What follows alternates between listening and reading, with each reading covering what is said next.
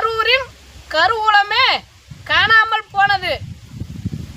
ஒரு நடிகனை பார்க்க போன கூட்டம் செத்தே போனது. இதுக்கு யாரையும் குறை சொல்லி ஒன்றும் இல்லை. நம்மளை வச்சு தான் அவனுங்க அடிக்கிறானுங்க. கொள்ளையா கொள்ளை. இதுக்கெல்லாம் காரணம் யாரு? ஆசை தான். ஆசை யாரை விட்டுச்சு? ஏன் அந்த நடிகனை டிவியில் பார்த்தா ஆவாதா? நேராக பார்க்க போன நீ செத்தே போன.